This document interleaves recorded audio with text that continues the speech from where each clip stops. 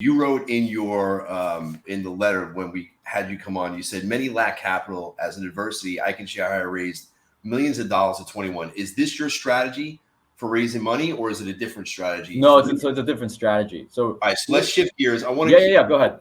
Let's go. I don't want to spend any more than like 10 more minutes, and I want to wrap up.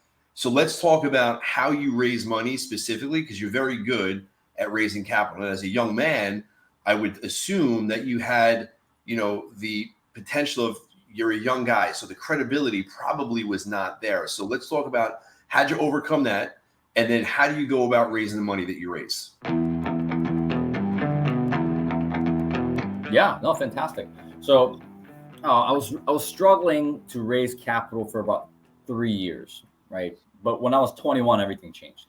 So I don't mean to get too biblical on you, right? Is it okay if I share the story? Of course, sure. Okay, so it happens to be in the Bible. There was no altar call or anything like that, right? I'm not going to ask people to buy my prayer stone or, So I remember I was 21. I was extremely frustrated because by that point I was studying finance and real estate for a good amount of years. But yeah, I was continuing to make no money. There's this story in the Bible where Jesus and his disciples are walking into the Passover feast. And all of a sudden, Jesus has this realization that he's the most powerful being in the universe, right? As a matter of in scripture, the word for word scripture says that Jesus knew at that time that the Father had put everything under his authority and that he was from the Father and then returning to the Father. And what's really interesting is that what he does after that, right? Like I consider Jesus to be the greatest leader to ever walk the earth. But what Jesus does after that is he chooses to do the thing that was actually reserved for the lowest ranking servant, which is to wash the feet. So he begins to wash the feet of his disciples. And their feet, by the way, it's not like what it is now where we have socks and shoes.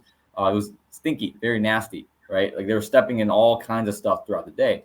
And so at the height of his power, he chose to do the most humbling thing. And at that point, God used that story when I was 21 to demonstrate to me, he's like, Daniel, you're a smart kid. You have a lot of great ways of finding out, methods to generate whatever. But the problem is every single room you walk out of, the people's feet are still dirty. And so that shifted the philosophy of my business, right? And that's why even with seller financing, like I won't do it unless it does genuinely serve them, right? So are you walking around with like a wash bucket now and a couple of washcloths? Is that what you Metaphorically, yes. Yeah, absolutely, man. Metaphorically, I'm the janitor, man. Yeah, that's right. So but make a connection now. So how are you? Yeah, so the connection was okay. I got to focus on helping other people. I got to bring value. I got to serve.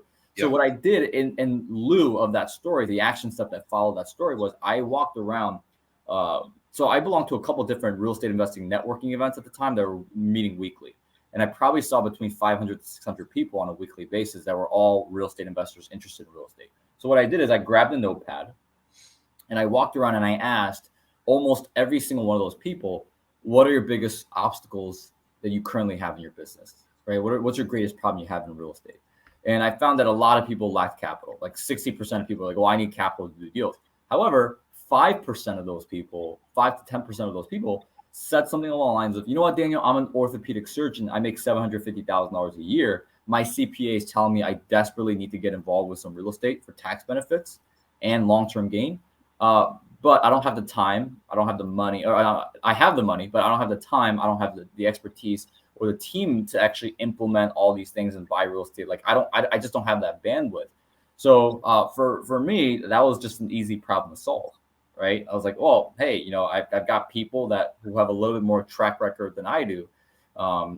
Would it be valuable? But I am really smart with analyzing deals. Like I'm book smart. I just don't happen to have the experience. So would it be any value to you if I rounded up all these people that I talked to, that I got their email addresses of people that want capital, and then I vetted those deals and I sent them over to you? Would that be any value?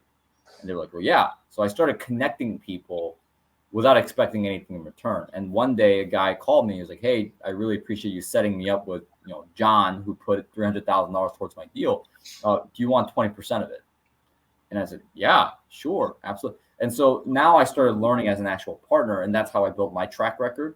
And then I started going off and doing my own deals. And so I had something to show. But even if you don't have a track record, I tell even my students, like when you're building relationships with investors, because at the end of the day, you're not raising capital. You're building relationships with people who have capital.